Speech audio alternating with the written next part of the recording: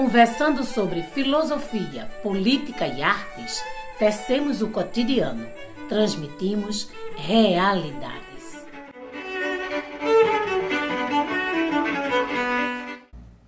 Olá, este é o programa Realidades. Eu sou Luana Antero, técnica administrativa na UFPE, e vamos começar mais um programa, hoje discutindo os direitos das mulheres frente às eleições municipais. A entrevista de hoje é parte da nossa série especial sobre as eleições e, para iniciar, convidamos Carmen Silva, educadora do Instituto Feminista para a Democracia, SOS Corpo, e militante do Fórum de Mulheres de Pernambuco. Bem-vinda, Carmen. Obrigada pela sua presença aqui com a gente. Obrigada, Luana. É sempre uma satisfação poder estar no programa da Rádio Universitária. E para enriquecer essa discussão, convidamos Natália Pires, consultora em políticas públicas para a educação, PhD em Estatísticas Públicas, coordenadora da Associação de Moradores da Várzea e integrante do Fórum de Mulheres de Pernambuco. Muito obrigada por vir, Natália. Muito importante entendermos a realidade das mulheres nas cidades e saber quais são os principais pleitos nessas eleições. Obrigada pelo convite. Também fico muito feliz de estar aqui representando as mulheres de bairros periféricos. Eu sou moradora da Várzea, junto com a minha amiga do movimento feminista do Fórum de Mulheres. E você que está na região metropolitana do Recife pode nos acompanhar pela 99.9 Universitária FM, também disponível para outras cidades pelo site radio.ntvru.ufpe.br ou ainda nos melhores agregadores de podcast. Lembrando que todas as informações trazidas pela equipe do programa são de fontes verificadas que podem ser consultadas nos principais veículos de notícia que circulam no país. Carmen, pensando na ideia de direito, dentro do entender a cidadania como um todo, o que é direito à cidade? E onde os movimentos de mulheres feministas identificam a falta dele em Pernambuco, no Recife e região? Opa, coisa muito boa de falar. Direito à cidade. Uma forma simples de explicar o direito à cidade é pensar em viver direitos na cidade. Eu acho que uma cidade, um lugar onde a gente vive, e se a gente puder viver com plenitude, viver bem, ter uma boa vida, a gente vai ter direitos. Então, direito à cidade significa poder estar no lugar que a gente mora, vivenciando os nossos direitos. E quais são os nossos direitos, né? Todos eles. E até aqueles que ainda não existem legalmente. A gente tem direito, inclusive, a ter direitos. Então, direito à cidade, para mim, significa isso, né? Viver direitos aonde a gente mora. Muito bom. E, Natália, é muito falado nos discursos de movimentos sociais e nas ONGs que atuam na região metropolitana do Recife, né, que a cidade não tem sido boa para todo mundo. As pessoas não têm tido seus direitos na cidade. E o que é que isso quer dizer no que tange às mulheres e seus direitos? Bem, isso quer dizer muita coisa, mas a gente pode começar do ponto de vista da política, né, da participação política das mulheres nos espaços de poder. E aí, começando por a gente ter uma visão holística, assim, de como que hoje está o executivo e o legislativo na nossa cidade e no nosso estado. Nós temos pouquíssimas representações de mulheres na Câmara dos Vereadores, na Câmara dos Deputados e na Câmara Nacional, né, dos deputados federais também. Então, representamos ainda uma parcela muito baixa dessa representação política da população, mesmo sendo a maior parte da população de Recife, de Pernambuco e brasileira.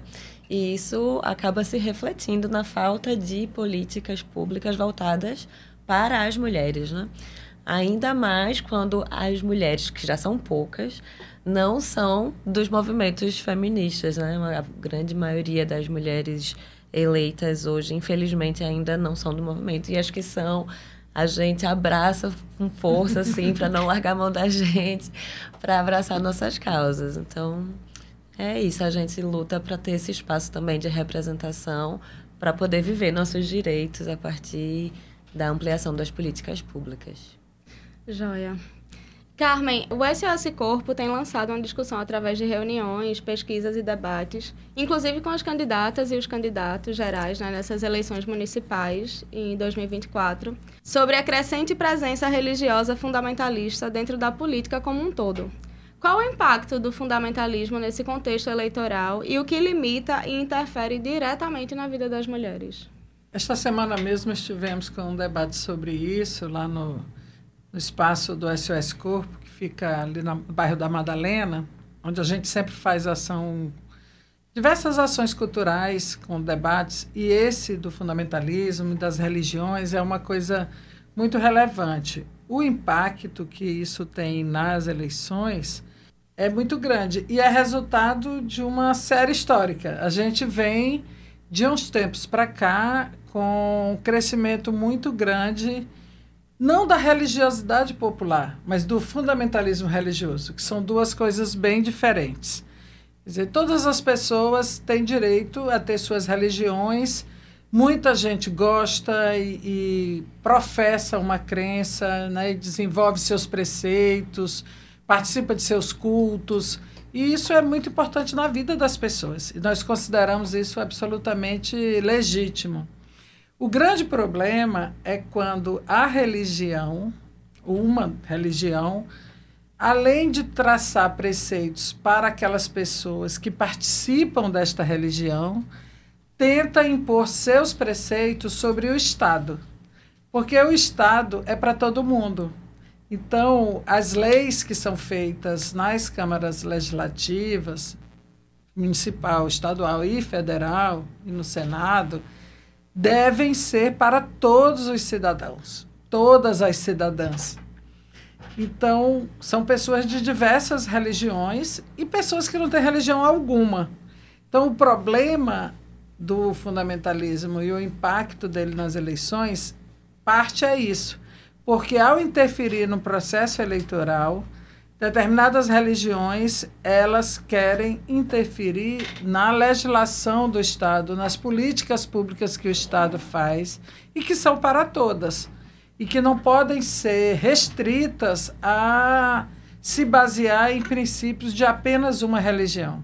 Então, esse é um aspecto.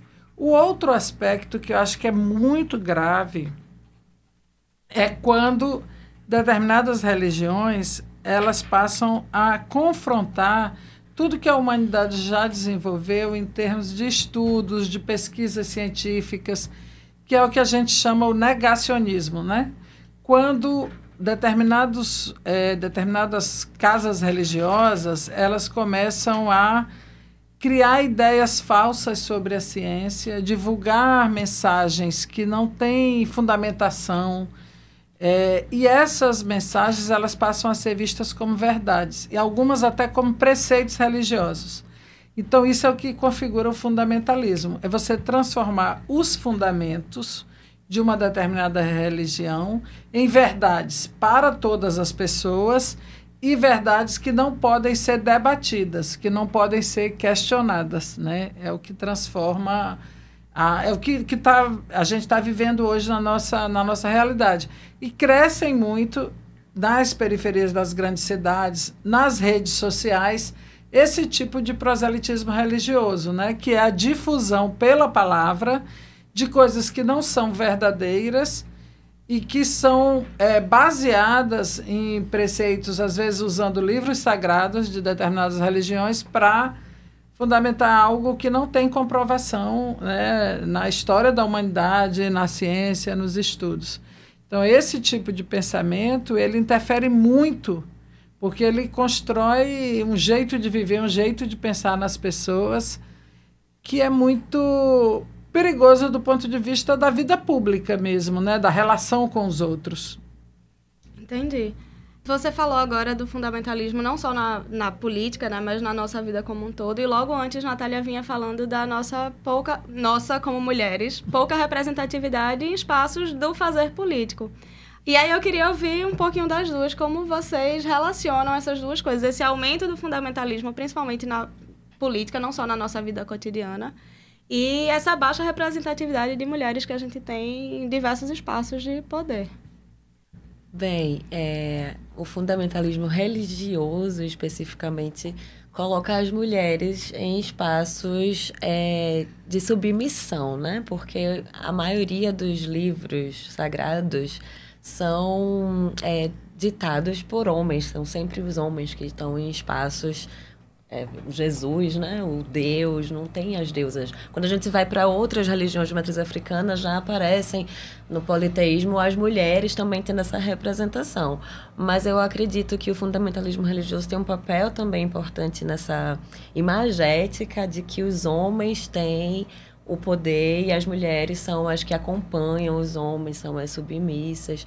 E aí, nesse contexto, a representação política das mulheres dentro desses espaços de partidos que estão vinculados muitas vezes, né, a espaços religiosos também nessa posição. São mulheres que ocupam às vezes cadeiras figurativas, né, a exemplo do que acontece em algumas prefeituras, inclusive aqui em Recife, onde a gente tem uma paridade de gênero nas secretarias, mas é uma paridade que não tem a diversidade das mulheres em cor, em raça cor, né, em religião, em classe social. Não são mulheres que vêm predominantemente de movimentos sociais, não são mulheres feministas. Então, acaba que essa imagem do fundamentalismo religioso que tem essas mulheres nesses papéis se reflete também nesses espaços políticos, infelizmente.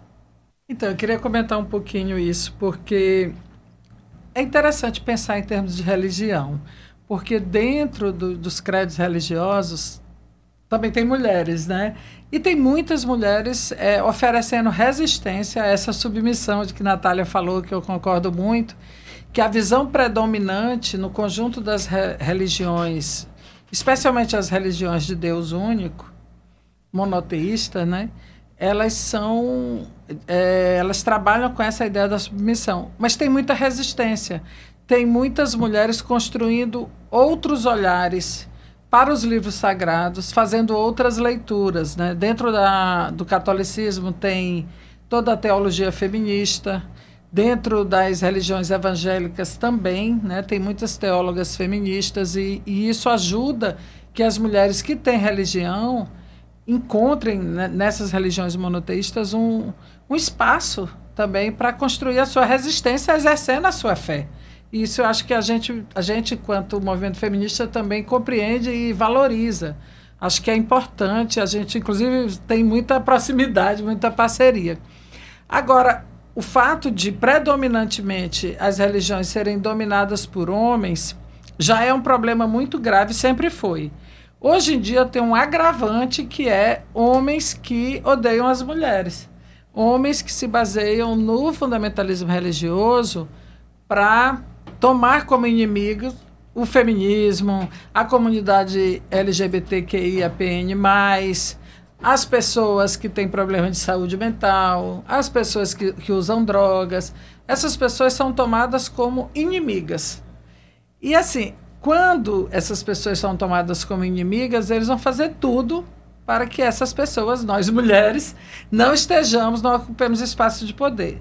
Mas existem vários outros motivos para nós não estarmos, sendo maioria da população, não sermos maioria das câmaras legislativas. Vou dizer alguns.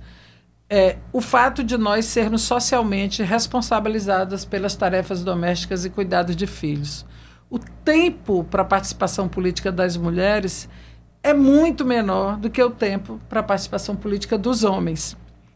O fato de que a dinâmica da construção política ela ocorre majoritariamente em horários e espaços que não são frequentados pelas mulheres também é um fator com muita incidência. As mulheres não podem ficar em reuniões até tantas horas da noite, né, em espaços fora, distante de suas residências, porque isso dificulta a obrigação social que elas têm de ser responsável pelo trabalho doméstico. Uma outra coisa é que nós mulheres, e especialmente as mulheres negras, somos o setor mais pobre da população e normalmente chefes de família. Então somos nós exatamente que temos essa interdição social e econômica para participar, para estar em partidos políticos e tal. Então, isso é muito sério. E eu ainda diria mais uma terceira coisa, e última, para o nosso sistema político, quer dizer, as leis que regem o nosso sistema político, a forma de organização partidária e a forma como é feito legalmente o processo eleitoral, ele é impeditivo para que uma categoria subrepresentada consiga ter uma representação mais condigna com o que representa na população. Não somos só nós mulheres, são as mulheres, as pessoas negras, os jovens. Quem é na Câmara Federal que é jovem, né? A população LGBTQIAPN+, os povos indígenas, todos os grupos sociais subrepresentados, eles não conseguem furar a barreira da participação por voto nominal em partidos políticos e pela lógica do coeficiente eleitoral.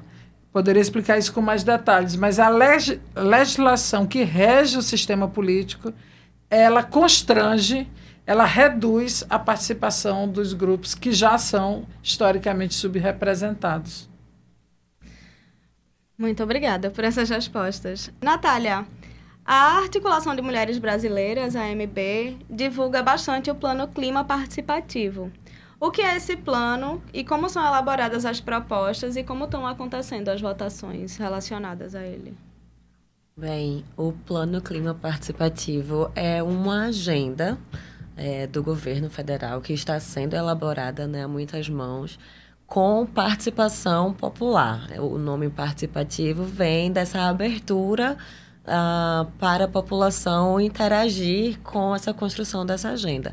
Essa agenda do Plano Clima, né, que está sendo chamada de Plano Clima, ela está sendo construída para ser apresentada em 2025 na conferência que acontece da ONU, que é a conferência, a COP, que vai acontecer pela 30ª vez, dessa primeira vez aqui no Brasil, no Pará, para discutir sobre as mudanças climáticas, de quais as formas que os países do mundo inteiro estão agindo para enfrentar essas mudanças climáticas. Então, o governo federal abriu, dentro do site Brasil Participativo, a possibilidade dos movimentos sociais incluírem propostas lá dentro para serem pautadas nessa agenda que vai ser o Plano Clima, para serem votadas pela população e a gente eleger quais são as propostas que vão tornar-se políticas públicas, programas de políticas públicas. Inclusive, em Recife, nós pautamos o movimento Salve APA, Aldeia Beberibe, pautou uma proposta, né, lá dentro do Plano Clima Participativo, que se chama Escolas de Sargento com Desmatamento Zero.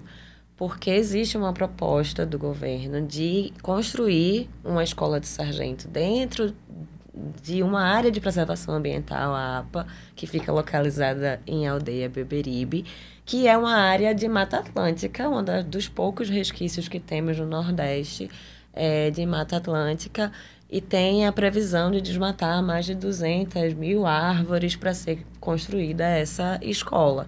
E aí os movimentos indígenas, quilombolas, o pessoal da agrofloresta mesmo, se juntou para tentar combater, né, essa escola e, se ela vier a ser construída com desmatamento zero. Então, a proposta que está lá no Plano Clima Participativo para ser votada, que inclusive hoje, antes de vir para cá, eu dei uma olhada, está entre as 3 mais votadas. As 10 primeiras vão pautar a agenda do Plano Clima. Então, está lá entre as opções de voto, e inclusive faço um parêntese pedindo para que todos que ouvirem a rádio acessem lá o Brasil Participativo, procurem o Plano Clima e votem nessa proposta da Salve APA Aldeia Beberibe. Muito bom, fica aí o recado. Chegamos agora ao final do primeiro bloco e já voltamos na nossa conversa com Carmen Silva e Natália Pires sobre mulheres e direito à cidade.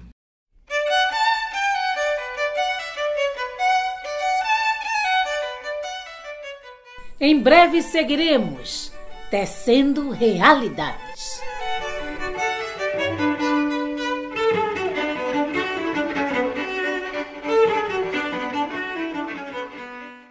Estamos de volta com a nossa conversa sobre mulheres e o direito à cidade. Estamos hoje com Carmen Silva e Natália Pires, discutindo as pautas das mulheres nessas eleições municipais de 2024. Recentemente saíram algumas matérias na imprensa sobre irregularidades nas creches da cidade do Recife. A fila para conseguir vaga estava grande e a prefeitura inaugurou muitos espaços, terceirizou outros, sem necessariamente contratar pessoas com formação adequada e envolvimento direto de cabos eleitorais nessas contratações. Natália, qual o tamanho dessas irregularidades na violação dos direitos das mulheres e das crianças? Bem, para falar sobre isso, primeiro eu acho importante contextualizar essa falta de vagas nas creches, né? Existe um Plano Nacional de Educação, que é também uma agenda política voltada para resolver os problemas da educação já identificados, que conta com metas e objetivos para serem alcançados num prazo de 10 anos. Então, o último plano foi aprovado em 2014, vai ser concluído agora em 2024, e tinha como uma das metas, a primeira meta, inclusive, que é vinculada à educação infantil, ofertar pelo menos 50% de vagas em creches para a população de 0 a 3 anos de idade. Em 2022, Pernambuco tinha alcançado 30,8% desse percentual de crianças de 0 a 3 anos nas creches. Em Recife, esse número era menor. Então, a gente, além de não estar alcançando, né, essa meta fixada no plano de educação, isso significa dizer que existe um déficit muito grande de oferta de vagas nas creches para que as mães, que são as principais responsáveis pelos cuidados domésticos ainda, de acordo com as pesquisas também, possam trabalhar, inclusive. Inclusive, eu trouxe algumas outras estatísticas sobre o mercado de trabalho que são importantes para a gente pautar a questão econômica, né? Das pessoas que estão desocupadas hoje na cidade de Recife, 56,8% são mulheres. E aí, nessa taxa de desocupação, entram as pessoas, em geral, que estão desempregadas e procurando trabalho. Então, entre essas, 56,8% das mulheres são mulheres. Porém, existe outra estatística ainda mais grave, que são as pessoas fora da força de trabalho. Essas pessoas são as que não estão procurando emprego e desistiram de procurar emprego, ao menos nos últimos 3 meses. Então, quando o IBGE vai na porta das pessoas, né, perguntar sobre o dado que alimenta essa estatística, perguntam se a pessoa está procurando trabalho. Quando ela responde que não, perguntam há quanto tempo elas não estão procurando trabalho. E as mulheres representam 65,7% dessa população que desistiu de procurar emprego. E aí a gente vai buscar, né, respostas para isso e recai sempre nesse cuidado doméstico. Elas não vão procurar emprego porque precisam cuidar das crianças, precisam cuidar da casa, precisam cuidar dos idosos que estão em casa. Então, esse trabalho doméstico acaba recaindo sobre as mulheres. E quando a gente tem esse déficit nas creches, né, as mulheres que têm filhos pequenos acabam também sendo as principais afetadas, justamente porque são elas que estão nesse lugar. E aí, essas matérias que saíram falando sobre as irregularidades, foi muito interessante ler, principalmente a matéria do Marco Zero Conteúdo, que saiu na semana passada, pautando detalhes assim, mais específicos sobre falta de alvará do Corpo de Bombeiros nos espaços, sobre esse encadeamento, né, dos cabos eleitorais, que antes passaram, inclusive, por lugares de política participativa, como o Conselho Tutelar. E isso é bem problemático porque reforça essa falta das mulheres nesses espaços de trabalho. Natália, e como funciona esse sistema de rodízio nas creches? O que é que isso significa? Certo. Então, essa ampliação da rede, né, que foi promovida nos últimos 2 anos coincidentemente, só que não, perto das eleições, né, municipais, ela aconteceu de duas formas. Uma delas foi a partir da reforma de escolas e espaços de creches que já atendiam a população, mas precisavam ser ampliadas para absorver novas pessoas. E a outra forma foi com parcerias públicos-privadas para abrir novas creches.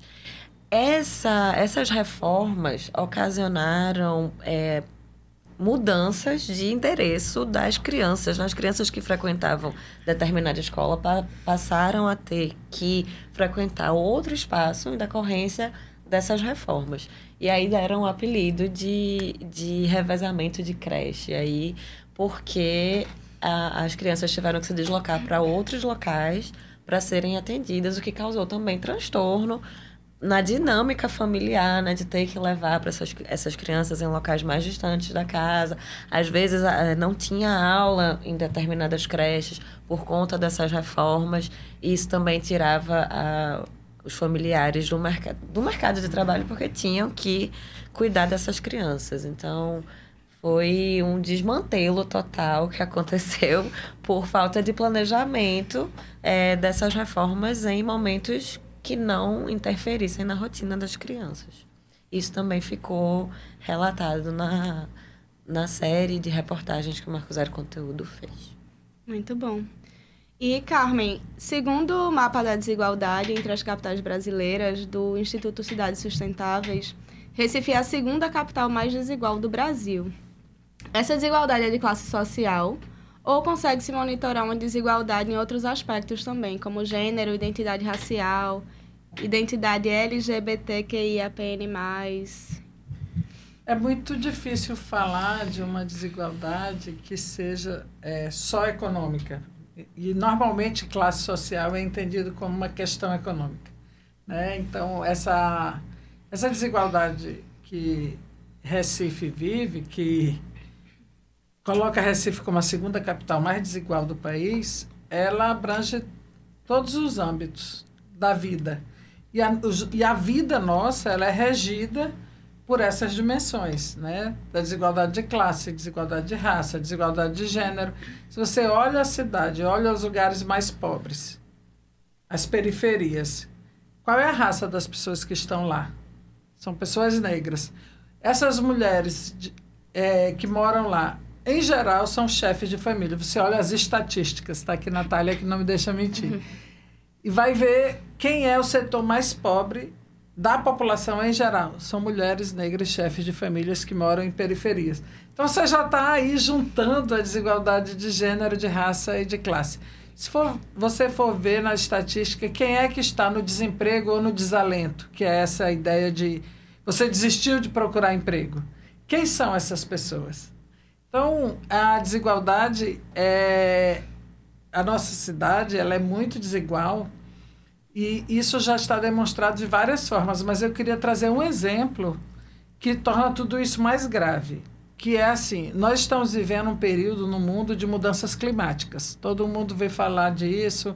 A gente viu o que foi a situação de Porto Alegre e do Rio Grande do Sul como um todo, né?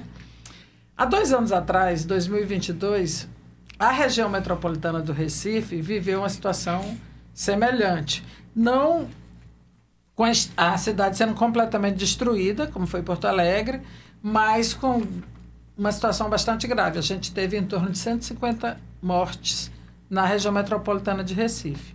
Em um dos bairros do Recife, que é Jardim Monte Verde, só neste bairro, que é um bairro pequeno, para quem conhece, fica na grande região do Ibura, nós tivemos 44 mortes num bairro só, 2022. Esse bairro, eu sei de tudo isso porque lá tem um grupo muito importante, que é o grupo de mulheres Liberdade Vamos Embora, e as companheiras desse grupo participam do Fórum de Mulheres de Pernambuco, atuam junto com a gente no movimento feminista. E elas que socorreram as pessoas, as casas debaixo das barreiras, né, as crianças, né? Não foi só em Monte Verde que aconteceu isso, mas isso foi mais geral. Qual é o problema principal de Monte Verde? Até hoje, ele ainda está sem as políticas para garantir que numa próxima chuva grande a tragédia não se repita. Mesmo tendo tido 44 pessoas que morreram nessa tragédia. A gente lançou ontem no YouTube um vídeo que o Fórum de Mulheres de Pernambuco fez junto com esse grupo Liberdade Vamos Embora, para dar a visão para as pessoas do que é uma calamidade dessa. E o problema maior é que Jardim Monte Verde é considerado área de litígio entre Recife e Jaboatão. Então, você tem ruas que, de um lado, foi passado uma manta de cimento, que não temos a menor segurança de que aquilo vai segurar uma barreira, mas, enfim, tem isso. E, do outro lado, nada. Serena, porque nem precisa ser chuva, tem um pequeno sereno e começa a cair terra em cima da avenida. Por que não cai em cima das casas? Porque as casas já foram derrubadas, então cai na avenida. Vejam o drama dessa situação. Tá no vídeo, né? O nome do vídeo é Monte Verde é muito mais do que uma área de risco. Vale muito a pena assistir, procurar no YouTube, para entender o que é a desigualdade de Recife. E como ela tende a piorar se Recife vier a ser, como está assim, preconizado pelos estudiosos, uma das cidades que vai ficar debaixo d'água com as alterações do nível de água dos mares, né, com essas mudanças climáticas que a gente está vivenciando. Então, é muito grave essa situação de desigualdade. Sim, e bem profunda, né? Bem profunda.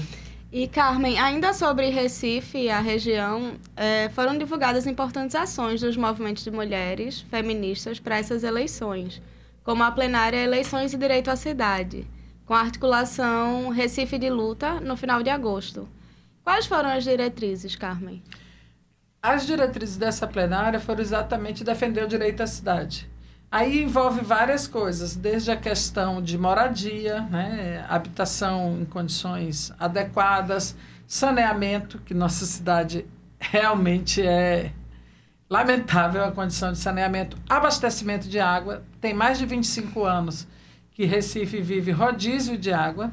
Se você vai numa comunidade periférica, você tem que saber o dia da água para não tentar fazer uma reunião nesse dia, porque as mulheres têm que ficar em casa para esperar a hora da água para abastecer, para lavar roupa, para poder viver, né?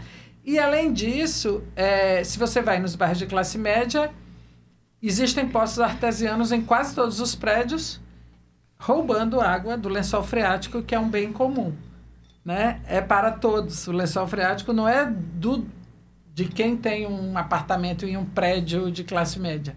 Mas hoje essa água é roubada, porque não tem outra palavra para dizer, né? É roubada para benefício de poucos. Mas a agenda também da articulação Recife de Luta implica no transporte público. A gente vive situações bastante degradantes, tanto pelo preço exorbitante, como a precariedade dos ônibus, como as poucas linhas, como a violência sexual que as mulheres sofrem dentro dos transportes coletivos lotados. Então, tudo que diz respeito à vida urbana faz parte da agenda feminista, né? Faz parte da luta dos movimentos feministas e também estão incorporados por essa articulação, que se chama Articulação Recife de Luta, que é focada no debate da questão urbana, da qual o Fórum de Mulheres também se soma. Mas muitas outras coisas a gente está fazendo aí no período eleitoral, né? No dia 12 de setembro mesmo, eu já aproveito para convidar todo mundo, a gente vai ter um debate com as candidaturas a prefeito do campo de esquerda e também com as vereadoras, candidatas a vereadoras feministas, né, dos partidos de esquerda. Porque o nosso feminismo é um feminismo popular, é um feminismo que luta contra o capitalismo, contra o racismo, contra o patriarcado. Então, a gente se coloca nesse campo político, né, que é o campo de esquerda. E aí vamos fazer esse debate na próxima quinta-feira, dia 12, vai ser no Sindicato dos Telefônicos, Sintel, que fica em Santo Amaro. É fácil, sigam a gente nas redes sociais que vocês vão rapidamente se localizar e participar desse debate. É aberto para homens e mulheres que quiserem conhecer quais são as propostas feministas para a cidade e como que essas candidaturas, tanto a vereadoras como a prefeitas, se propõe a levar para frente, né? Colocar em prática essas propostas. Convite feito.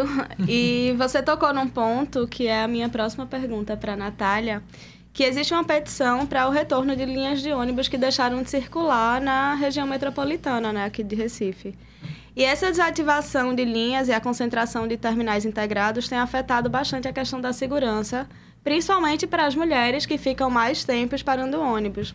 E como está a situação da mobilidade do transporte público na cidade do Recife, na perspectiva dos direitos das mulheres, Natália? Esse é um tema também que nos toca bastante, né? Porque é isso, tem a ver com o direito à cidade, ao uso da cidade. As mulheres periféricas, principalmente, têm mais dificuldade de locomoção, de utilizar os aparatos de lazer, porque eles não estão nas periferias, estão nos centros. E para chegar nesses lugares, a gente precisa do transporte público ou de um mínimo de segurança para utilizar transportes ativos, como a bicicleta, por exemplo. Mas para isso a gente precisaria de ciclovias. Então, a gente está bem longe de ter uma cidade que fornece essa mobilidade de forma segura e prática. Carmen falou do problema dos ônibus, em especial, né, do transporte público, que não é público, porque a gente paga uma tarifa cara, inclusive, não tem ar-condicionado na maioria dos ônibus. A gente tem o motorista fazendo dupla função, que antes até o cobrador ajudava quando tinha algum problema lá atrás entre passageiros, né? Reclamava, parecia que o cobrador era uma autoridade, o pessoal respeitava mais, mas agora nem isso.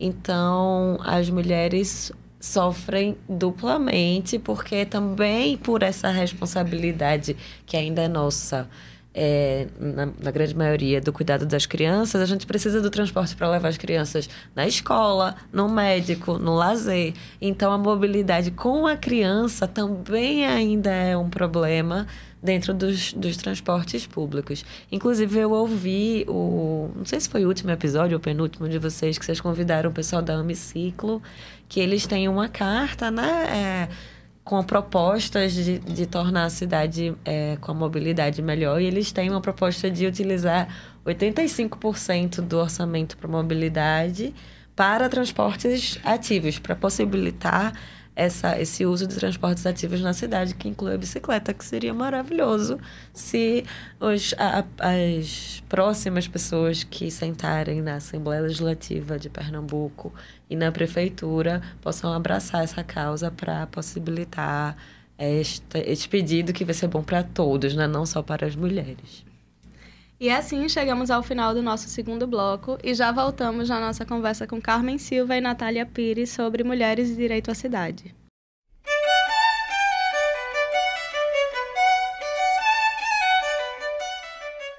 Em breve seguiremos tecendo realidades.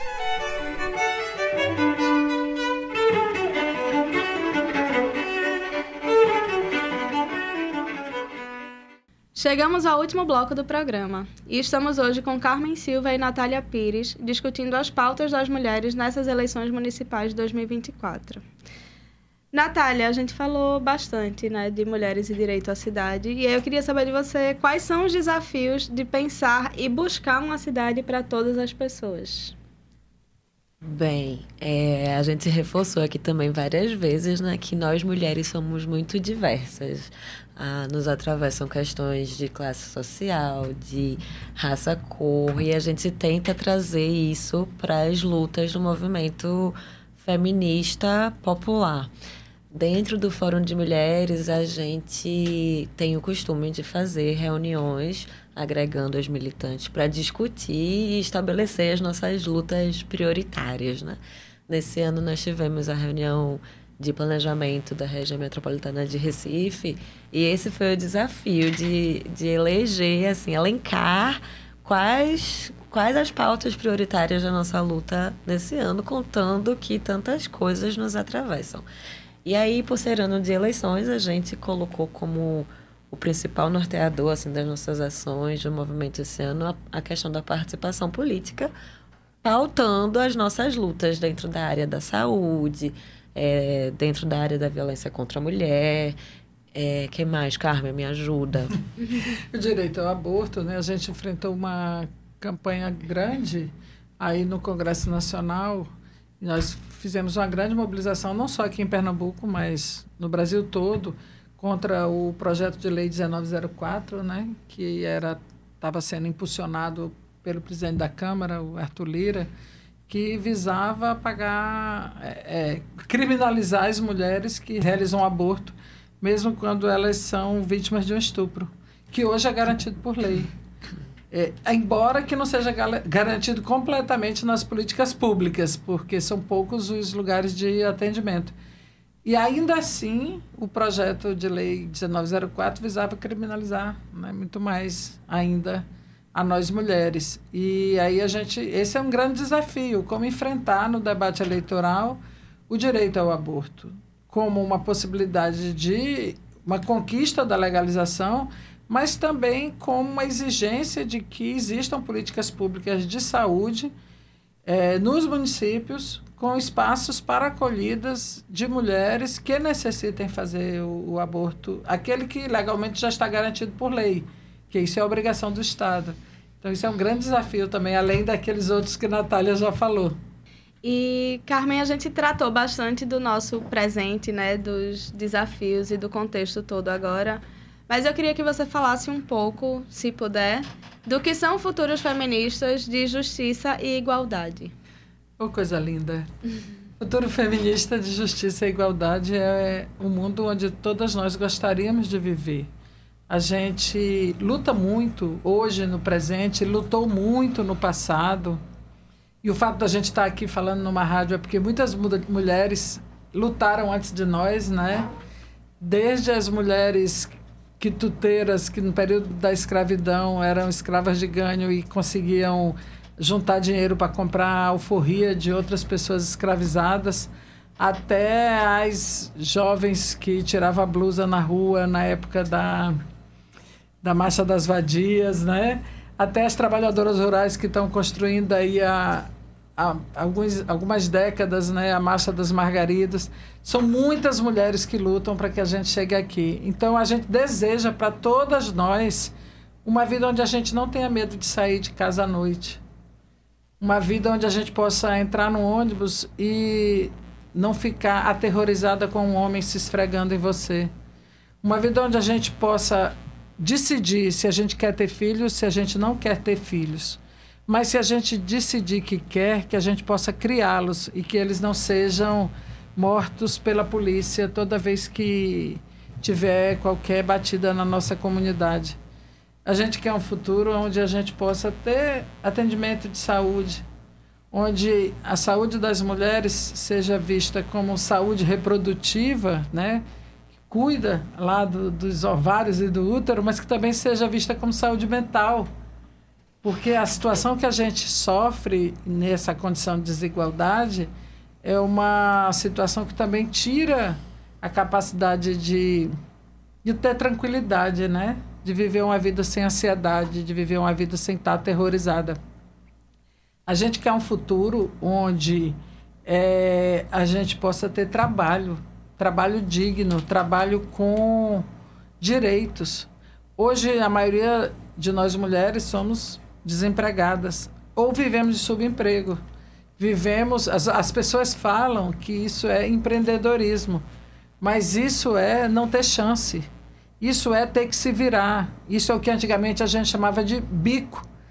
E hoje se chama de empreendedorismo para enaltecer uma situação que é uma situação bastante degradante, né? É impossível para qualquer pessoa resolver sua vida sozinha. A gente só resolve a vida juntas. Então, a gente quer um mundo onde exista um Estado que proteja as pessoas que estão em maior condição de vulnerabilidade, que gere condições para que a gente possa ter uma vida autônoma, uma vida livre, uma vida onde cada um e cada uma de nós possamos construir um espaço de felicidade, né, para si e para os outros. Se nós mulheres tivermos um futuro assim, um futuro feminista, toda a humanidade terá também. Os homens também serão bastante beneficiados dessa situação. se os homens não forem tomados como provedores ou como algozes. Mas os homens forem apenas pessoas adultas que também querem criar seus filhos, também querem ter trabalho, também querem viver uma vida amorosa com uma mulher ou com um homem, seja como for, mas que querem só ser felizes. Se a gente tiver um mundo assim, ele vai ser bom para as mulheres, vai ser bom para todos os tipos de mulheres, mulheres brancas, mulheres negras, mulheres trans, mulheres cis, mulheres lésbicas, mulheres hétero, mas seguramente ele vai ser bom também para os homens. O futuro ou será feminista ou não será. Muito bom, Carmen. Eu estava aqui pensando e lembrando, né, quando a gente pauta, sei lá, mulheres e direito à cidade, normalmente as pessoas vão logo questionar por que essa separação, né? Por que só pensar na relevância das mulheres? E aí, quando a gente pensa as mulheres dentro das perspectivas dos feminismos, a gente entende esse futuro que você fala aí, que a gente dá oportunidade para todo mundo, né? Criar esse mundo que ainda é utópico, mas que bom que a gente se encontra e vai trabalhando, né? Para que essa coisa possa acontecer em algum momento e de alguma forma. E a gente está chegando nos minutinhos finais do programa, mas antes de encerrar eu gostaria de pedir que vocês indicassem aí cada uma, fique à vontade para indicar o que quiserem de leituras, publicações, filmes, e reforçar também os convites que cada um aqui já fez, pelo menos um convite para a nossa audiência. Podem reforçar e fazer mais, se quiserem. Bem, eu vou reforçar o convite para o pessoal acessar o Brasil Participativo e entrar no Plano Clima e votar no projeto do Salve APA Aldeia Beberibe, para a gente preservar a nossa Mata Atlântica aqui, o pedacinho de Mata Atlântica que tem dentro de Recife. Vou deixar o convite para o debate com a Carmen. Muito bom, eu vou... Super apoio esse convite de Natália. Acho que é muito importante a gente tentar cuidar do clima da nossa cidade, da nossa vida, né? E queria convidar vocês para pensar juntos sobre o Recife que a gente quer gerar para nós mesmas e para nós mesmos.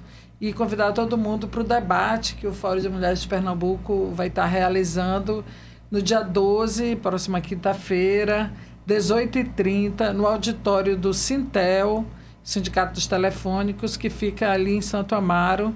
E é aberto para homens e mulheres. Nós vamos estar com as candidaturas à prefeitura de esquerda, de centro-esquerda, nós convidamos. E também vamos estar com candidatas a vereadoras, que são candidatas feministas. E a gente acha que é muito importante, neste momento eleitoral, ampliar a participação das mulheres nesses espaços de poder. A gente sabe que nós somos ainda muito pouco representados nesses espaços e essa é a oportunidade que a gente tem neste momento. Na sequência, a gente segue lutando para ampliar nossa representação, para fazer uma mudança radical nesse sistema político, para que ele possa ser gerar possibilidades para reduzir a desigualdade que a gente vive na política.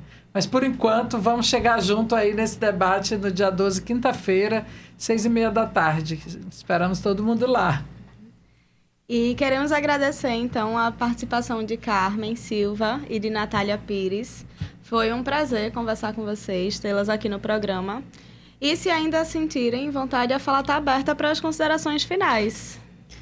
Bem, quero agradecer de novo o espaço, dizer que estou muito feliz de estar aqui como uma moradora da Várzea, que é um bairro da Zona Oeste, um bairro periférico, né, da cidade de Recife, e dizer que estamos, né, apostos para conversar sobre a luta feminista popular sempre que precisar. Queria deixar também um abraço para todo mundo e retomar aquela tua questão anterior sobre que indicações de leituras. Adorei, adoro o programa que pede indicação de leitura, porque hoje em dia muita gente perdeu o gosto, né, pela leitura. E eu queria indicar o site do SOS Corpo, que é www.soscorpo.org.br.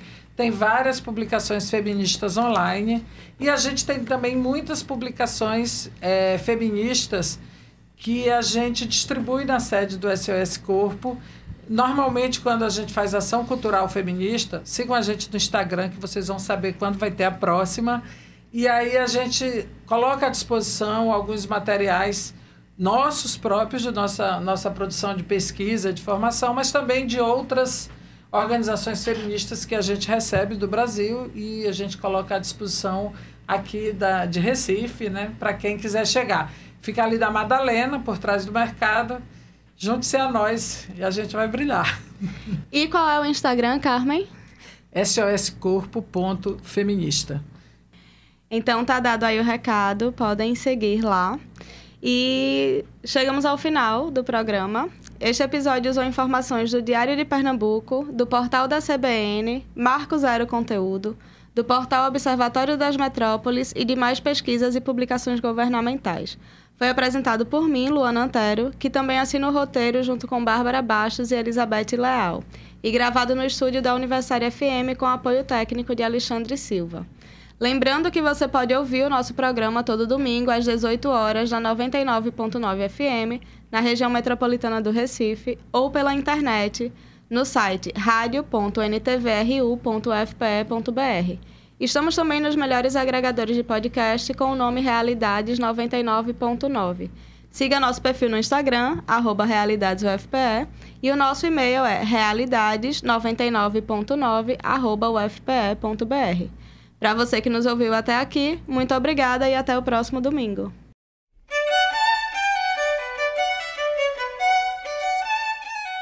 Acabamos de ouvir Realidades. Oferecimento Proeste, UFPE.